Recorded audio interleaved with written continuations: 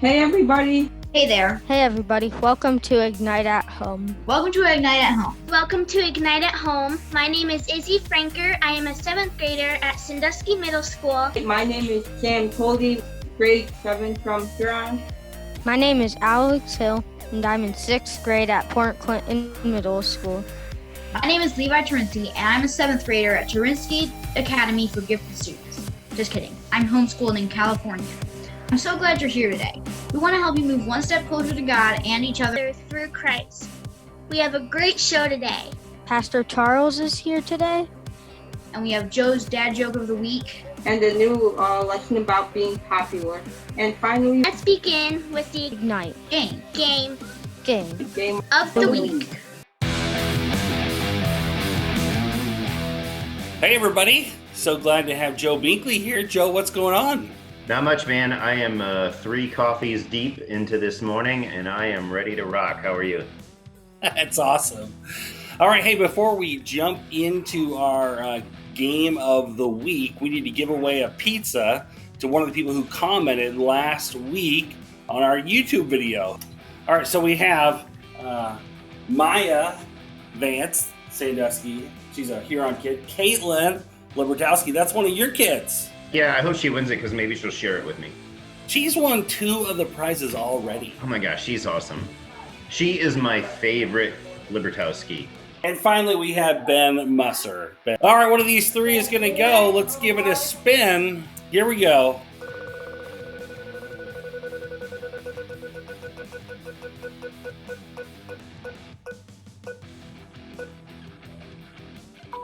All right, Ben Musser. Nice job, Ben. You'll be getting a pizza this week. All right, hey, Joe, it's time for our dad joke of the week. All right. Ken, do you know why ants, the little 6-legged creatures, cannot get the coronavirus? Why can ants not get the coronavirus? I have no clue. Because of their antibodies. I love it. I love it. Joe, what's our game for this week? Okay. All right, Ken, so the game of the week is going to be Holiday or Not a Day, the May edition. So basically what it is students have to figure out if the holiday on the screen is a real holiday or not a day. Because you know there's a day for everything, like National Toothpaste Day, National Lawnmower Day, National Cheesecake Day, National, trim your lawn or trim your foliage in your yard day, National Shave Your Beard Day, whatever it is. Okay, so this is the May edition. Let's not have that day, What day? the National Shave Your Beard Day. No, let's not. Okay, so are you ready? All right. The first one is Geek Pride Day. So Geek Pride. Would you consider yourself a geek, Ken? In so many ways. I think just Pokemon itself makes me qualify for. I think if people looked at my YouTube history, they would think that I'm a geek because I love watching videos about quantum physics and astrophysics. It just fascinates me. So, all right. So, Ken, what do you think? Is it a day or not a day? I'm going to say yes, definitely a day. I'm going to say not a day. So, it is a holiday. May 25th, National Geek Pride Day. Congratulations, Ken. You are up 1. Okay, the next one, Ken, is Eat Whatever You Want Day, which is every day for me. So I hope this is a day. What do you think it is? No, not a holiday. I'm going to go with is a holiday. So it is a holiday. All right, scores tied 1-1. All right. Next one is Alien Abduction Awareness Week. If this is not, this should be. This should be. Yeah. I'm saying no way. You're saying no way. Okay, I'm gonna say no way as well. Not a day. Okay. All right. So still tied 1-1. Okay, Insult Your Boss Day. Ooh, that's definitely not a day. I don't even know who my boss is. Okay, I'm gonna say it is a day. Not a day. Oh, you got one. Okay, so Ken, you're up 2-1. Next one, National Chicken Dance Day. I'm gonna say not a day because I've never seen a chicken dance before. So I don't even think chickens can dance. My question is, have you ever had boneless chicken wings, Ken? Oh yeah, they're delicious. Where in the world are they raising boneless chickens? Like, I've never seen these things. They're just piles of chicken. Okay, I'm gonna say not a day. What? You know the chicken dance? Yes, I have been to a wedding before. I know the chicken dance. Okay. I'm gonna say not a day, and you're saying it is a day, and it is a day. So now you're up 3-1. Yes. I'm getting beat down hard. Okay. National Stuttering Awareness Week. Definitely. Definitely. Did it definitely? So is this in honor of Moses because he potentially had a stutter or some type of speech impediment? Allegedly, or he just wanted to get out of killing. Yeah. Okay. So I'm gonna say holiday, and what are you saying? Definitely. Okay. It is a holiday. So now it's 4-2. World Naked Gardening Day. Oh gosh. Ow! I hope that it's not a day. All right. I'm gonna say no. What are you saying? I'm gonna take a risk and say yes. Okay, it's a holiday. Come on. This is, well, I'm glad it's passed. So I got, wait, who got that one right? Me. Okay, so now it's 5-2. Okay, your mama joke day, holiday or not a day? Definitely a day. Definitely a day too. Not a day. We both got it wrong. Oh Wow. my word! Did I tell you Maverick got me with the Joe Mama joke the other day? I was so proud. Really? It was beautiful. He just said Oh. something like, "Hey, Joe was calling for you," and I'm like, "What? Who?" He's like, "Joe Mama." Yeah, Joe Mama. Next one is Make an Excuse Day. Yeah, I'll say yes. I'm gonna say no. I'm gonna say no. Not a day. Okay. Oh! Okay. So now I think it's 5-3. I'm catching up with you. Next one, Root Canal Appreciation Day. Well, no, definitely not. Have you had a root canal? No, I haven't. Not yet. Is it bad? Is it? Oh is it boy, horrible? no. Yeah. No. And for students who don't know what a root canal is, basically they drill down into your teeth and drill out like all of the tooth intestines that are in there. Yeah, all your nerves. Okay, I'm gonna say it is a day just in hopes that I can get a point. It is a holiday. So now it's 5-4. 5-4. So close. Tiebreaker. Okay. So we're gonna make this worth 2 points. Oh, nice. Okay. So I can potentially beat you here, okay? When is International Roller Derby Day? And since I'm down, can I go first? Yeah. I'm gonna say it's the 18th. All right. I'm gonna say it's May 1st because that's also May Day, and so I'm imagining if someone got punched in the gut during a roller derby, they'd be like, "Mayday, Mayday!" Okay, the answer is May 5th. You won. May 5th, which is Cinco de Mayo, which is also my son Carter's birthday. He was born on 5/5/05. Dang, that's I know, right? That's difficult to remember. Wild. So, All right, thanks, Joe. You're the man. all right.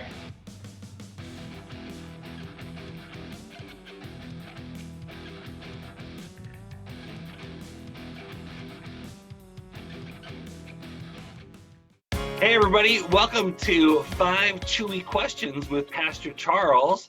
Pastor Charles is our Norwalk campus pastor. Charles, thanks for being here with us today, man. I appreciate it. Hey, what's up, everybody? Glad to be. So we got 5 questions for you. First one, Charles, tell us about your family.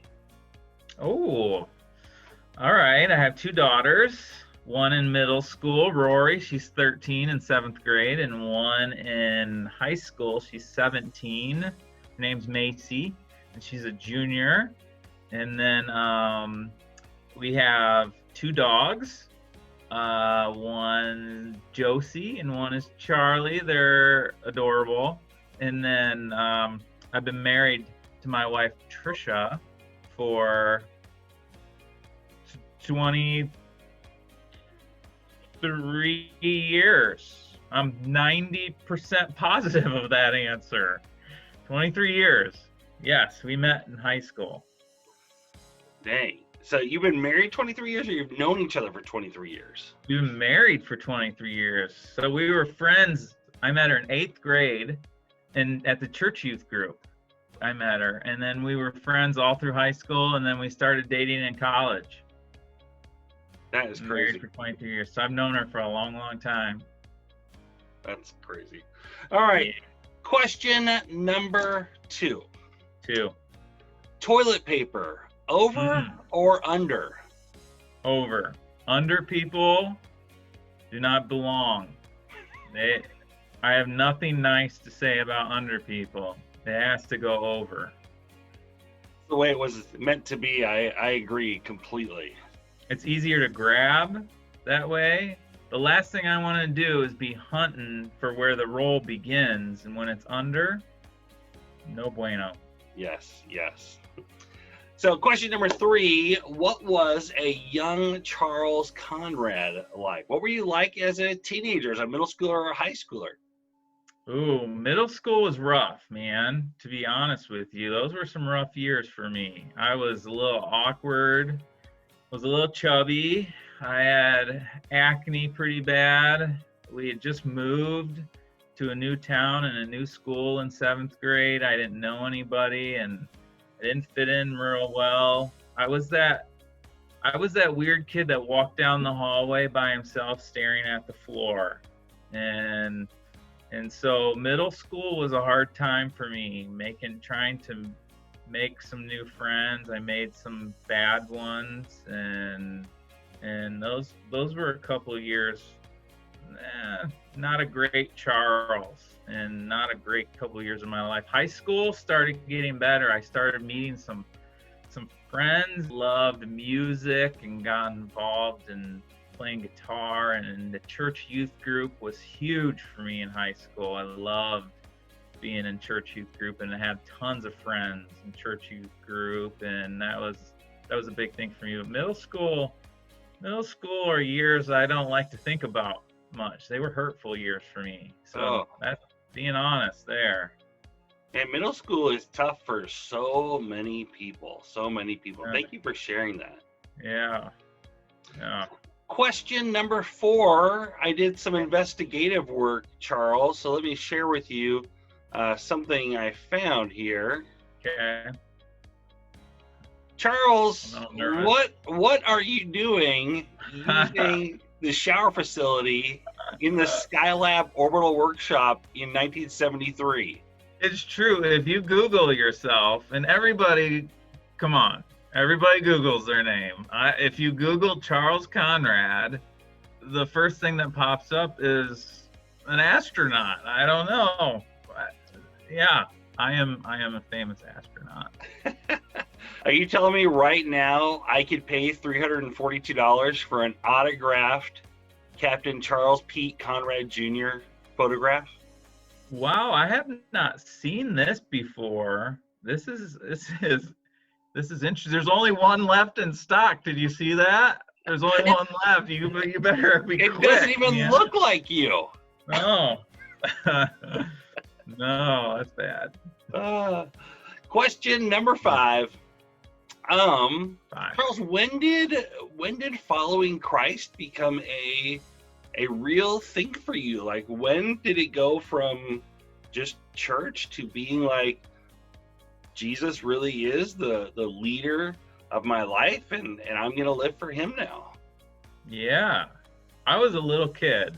I grew up in church. My parents took us to church all the time, and we went to this program at church called Awana, where we memorized verses and played games and all that kind of stuff. And it was during Awana that I started to hear about Jesus and had some questions. And I don't know if I should tell you this.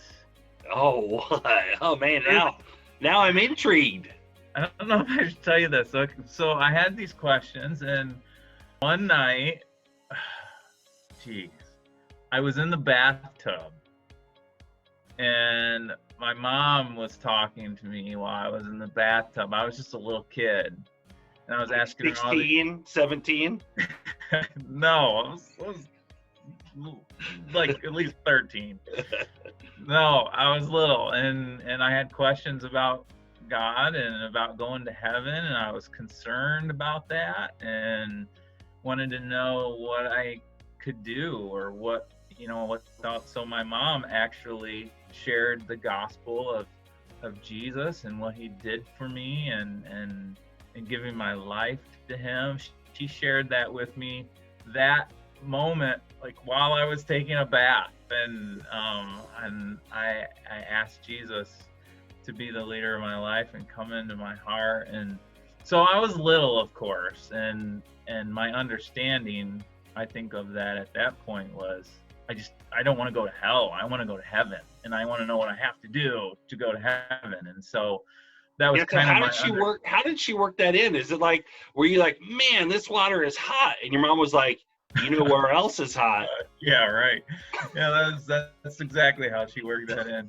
But you know, as I got older, and my understanding of what it meant to trust Jesus grew. And then actually in high school, my sophomore year in high school, I had a really good friend that I met, and he went to another church, and he was a Christ follower, and I became super close with him in high school. One of my probably my best friend in high school. And I tell you honestly, through his life, I saw him trusting the Lord, and I saw how he navigated his relationship with the Lord, and he was very instrumental in encouraging my own walk with Jesus. Even though I had accepted him and followed him at a young age, I think it was really in high school that I began to really understand what it meant to truly trust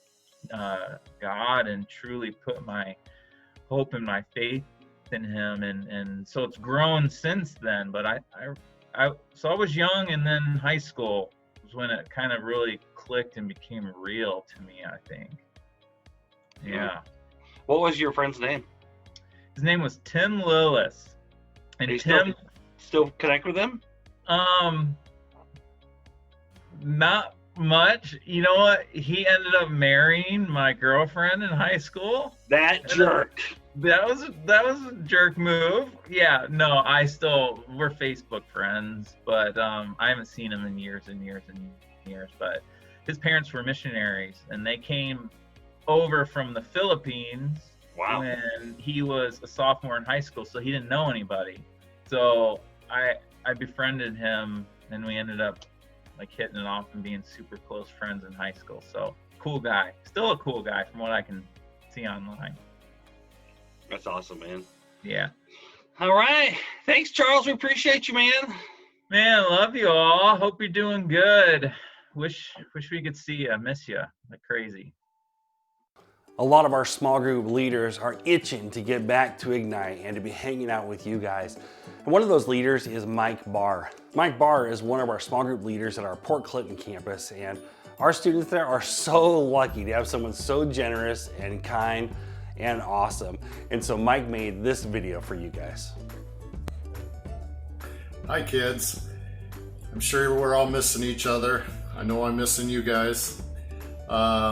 As we get bored, and as you all have experienced, you're running out of things to do and the hair's getting long. Well, today I'm going to cut my own hair, as I have many a times, but today I'm going to shave my head. I've been wanting to do that for a long time because I've never done it before. I have no idea how my head looks underneath this hair, but it is getting long, as you can see. I want you all to email me and give me your vote and tell me what you like. So this is the before, and I will get back with you with the after. Bye. 2 hours later. Okay, here we are, the finished project. What do you think? I know it's been hot out and it really feels a lot better. To show you that I really cut it all off and this wasn't a video trick. Here's the hair. Looks like a little puppy. So I hope you enjoyed this and you guys got a kick out of it. Hope it made you smile. Don't forget to vote. I want to know what you guys think. Email me at mikebarrsenior@yahoo.com. mikebarrsr@yahoo.com. See you guys soon. Bye.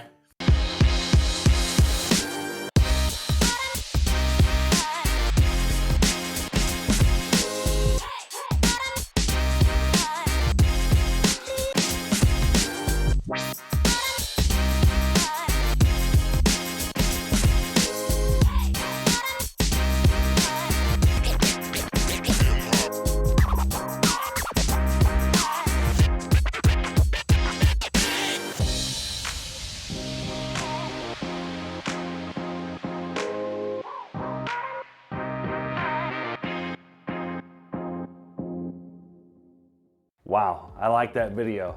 That brings back a lot of memories for me.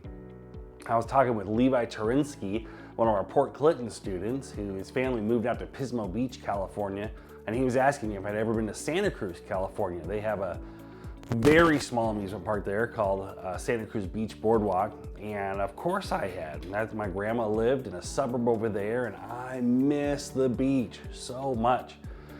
I grew up in a small town called Morgan Hill up till I was 10 years old, and then my mom moved us to San Jose, California. And even though it was only 23 minutes driving, it could have been across the country because it was a whole new world for me, and I didn't have any friends. I was super lonely, and so that began my quest to become popular. All I had remembered from 3rd grade and 4th grade is that the popular kids had lots of friends, and I had lots of friends, so I was willing to do whatever I needed to do to get some friends. And I knew if I was popular, I would definitely have friends. And I remember the power that popular people had. I mean, they had influence. Like whatever they thought was good, other people thought was good. Whatever clothes they wear that were cool, other people thought that were cool. Whatever they said or did, those things were cool. Influence, it's the ability to affect someone else's behaviors, thoughts, and actions. Popular people have influence. For example, I remember in middle school, when it came to PE and being picked on a basketball team, I wanted to be picked on Jarrell Watkins' team because Jarrell was amazing. And if I could be on his team, then the next time we played basketball, someone would remember, oh yeah, Jarrell Watkins, he picked Rawson, so Rawson must be pretty good if Jarrell wanted him on his team. I remember looking forward to birthday parties, and I thought, man, if I could get invited to someone's birthday party, that would so help me. I remember getting invited to Stacy Hastings' birthday party. Stacy wasn't like the most popular girl at school, but she had some friends that were popular. And I remember really agonizing over what gift I should give her, because if I gave her like a really good gift, then maybe some of the popular people there would also want to invite me to their birthday party. And it worked. I remember going to Jeff Threet's birthday party and Abby Beck's birthday party, and it was a huge deal for me to finally have some friends. And of course, that wasn't all that I had to do to be popular. I still had to be funny. I still had to do whatever it was that was cool to do. So, and when I was in junior high, all the cool people did this thing called pegging their pants. Why we did this, I do not know. Someone decided that folding the bottoms of your pants in a certain way was awesome, and so anybody who was anybody pegged their pants. And then of course Seth Covington, he was new to the punk scene, he upped the game because it wasn't just pegging his pants that he was doing, he was taking safety pins and he would like tighten his pants and safety pin them to be as skin tight as possible. Basically, it was the precursor to skinny jeans. And you know why I did it? I was set to be popular and to have friends. So this is the point in the message where I want you to stop and pause the video, and I want you to look over to your parents, and if they're not in the room, you should go get them in the room.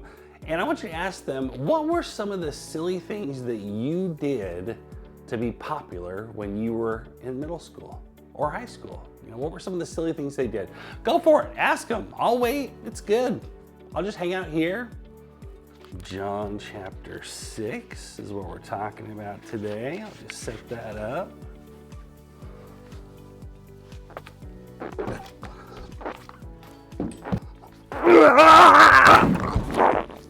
Where'd my shoe go?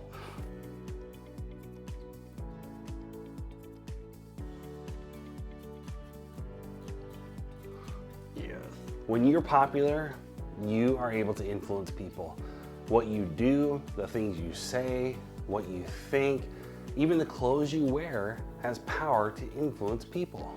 And a lot of us wonder how much influence we really have. We think the ability to influence someone only comes if you are famous or popular, and those are two things that most middle schoolers and heck, even adults, we don't have. Maybe you're unsure about what power of influence you may have because you're not sure of what you have to offer. You don't have it all figured out.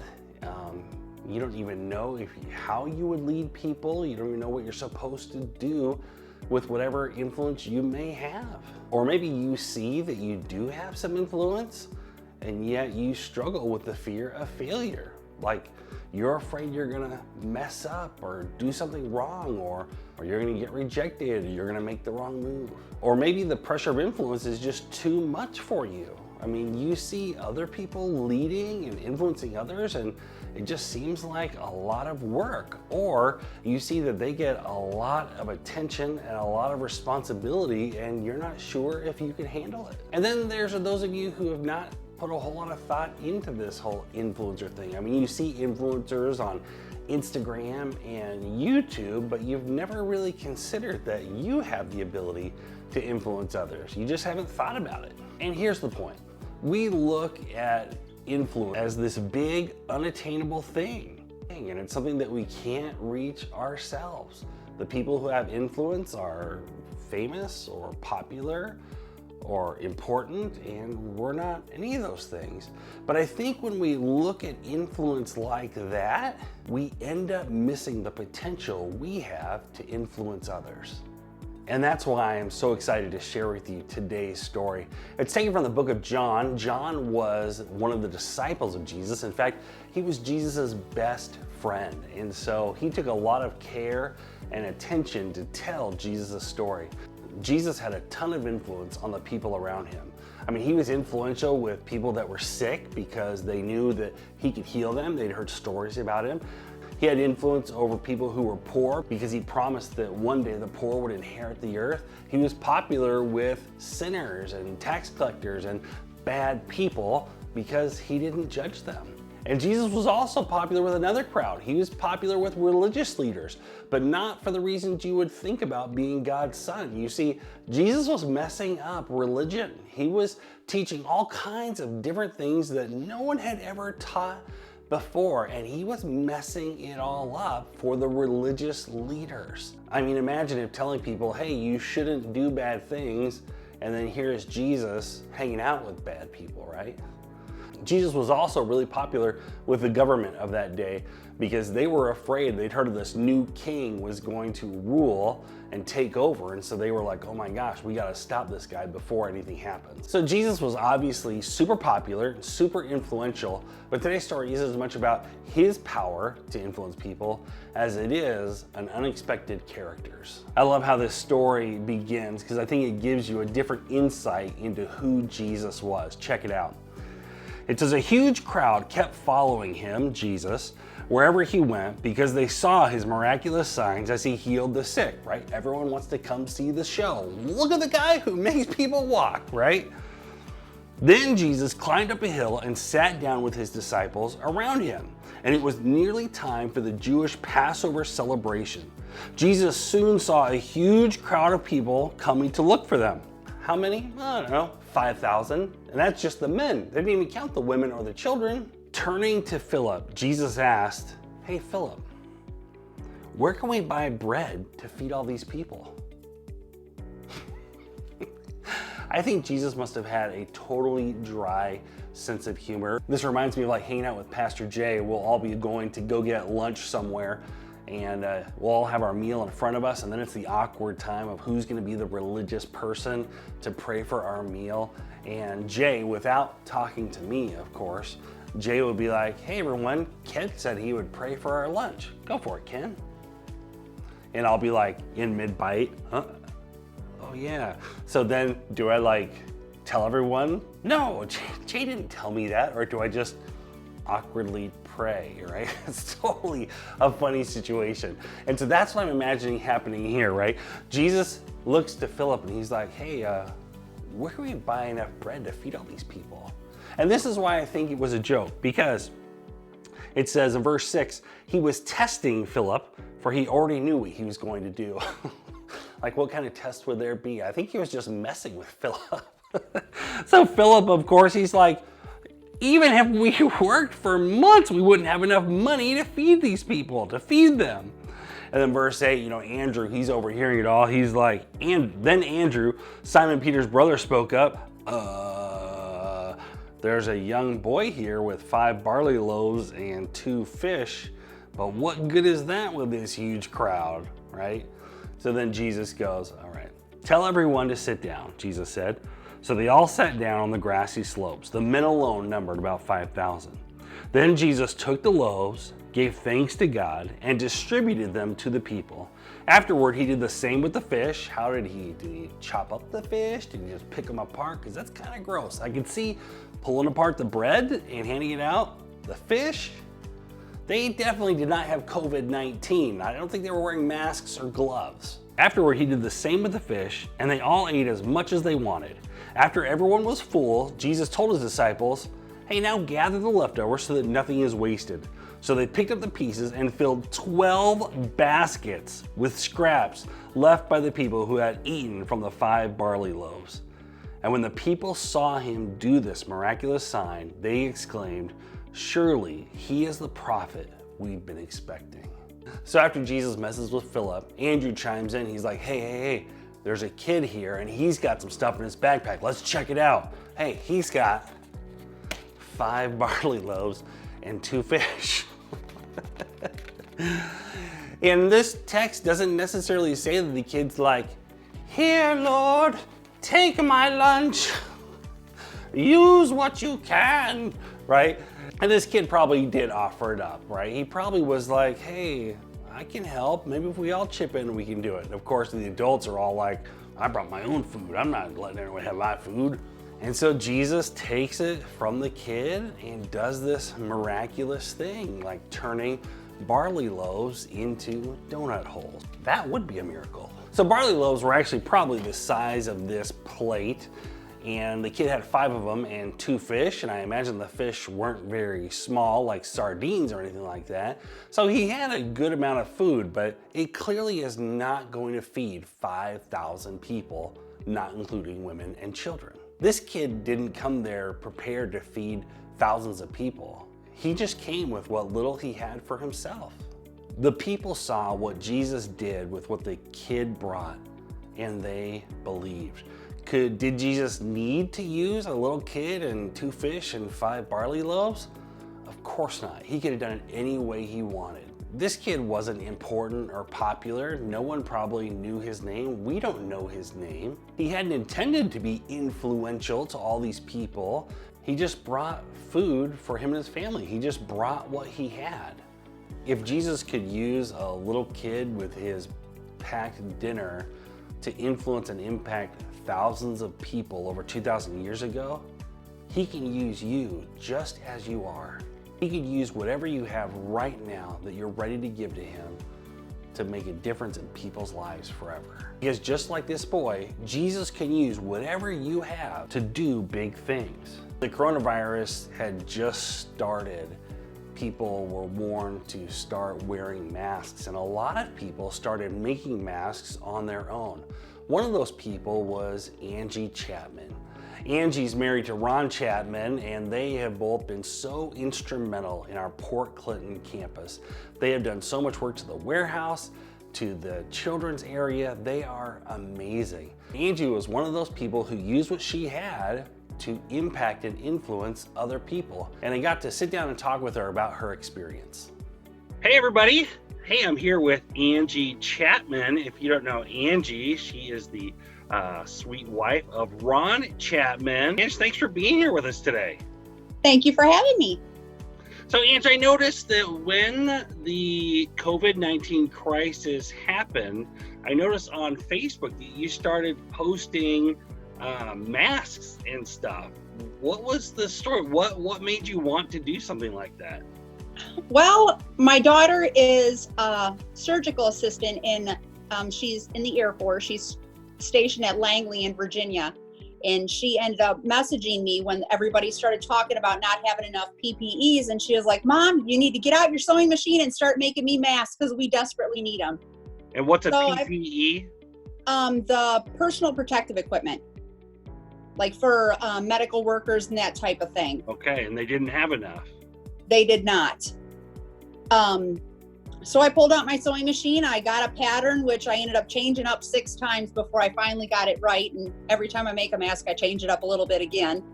But I made her 30 of them, and I overnight them to Virginia. And then shortly after that, my sister got a hold of me and asked me to do 80 of them for the City of Sandusky employees. So I did that. And then one of Shelby's coworkers, when she was stationed in Japan, her parents both contracted COVID in California. So they asked me to make some. So I sent them. Then I got some sent down to Alabama. I've got them in Mansfield. I've got them all over the place now.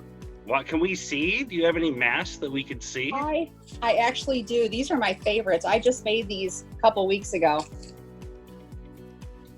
I'm a little immature, so I got my Dr. Seuss. That's awesome. My Dr. Seuss mask. And this one is the best one yet. This is a whole lot of Dr. Seuss. Oh, that is awesome. So what is it about your masks that make them unique that you would have to change the pattern 6 times?